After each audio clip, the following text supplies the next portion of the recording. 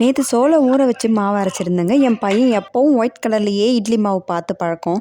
இது என்னம்மா கலர் வித்தியாசமாக இருக்குது, நீ எதனா செய்ய போறியா? எனக்கு வேணாம்ப்பா, எனக்கு எப்பவும் ஒயிட் தோசை இல்லைனா ஒயிட் இட்லி தான் வேணும்னு சொல்லிட்டான்.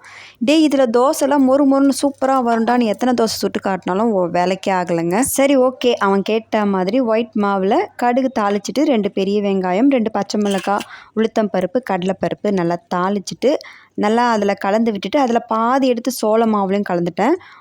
இந்த சட்னி ரெசிபி ஏற்கனவே நம்ம வீடியோவில் இருக்குங்க, வேணும்னா செக் பண்ணி பார்த்துக்கோங்க. நல்லா சுருக்குன்னு காரமாக நல்லாயிருக்கும். காரம் ரொம்ப வேணான்னு சொல்கிறவங்க நல்லெண்ணெய் ஊற்றி தாளித்து சாப்பிட்டு பாருங்க. உடனே என் பையன் வந்து, நீங்கள் மட்டும் என்ன சாப்பிட போகிறீங்கன்னா, நான் சோள மாவு பணியாரம் தாண்டா சாப்பிட போகிறோம், அப்போ எனக்கும் ஒயிட் மாவில் பணியாரம் தான் வேணும்னு கேட்டிருந்தான். சரின்னுட்டு 2 மாவுலையும் பணியாரம் ஊற்றியாச்சுங்க. என் பையன் ரொம்ப கலர் தெரிஞ்ச மாதிரி செலக்டிவாக எடுத்து சாப்பிட்டாரு. ஆனால் அவன் சாப்பிட்டது எல்லாமே சோள மாவு பணியாரம் தாங்க. இதுதான் நல்லா இருக்குன்னு வேற சொல்லியிருந்தான்.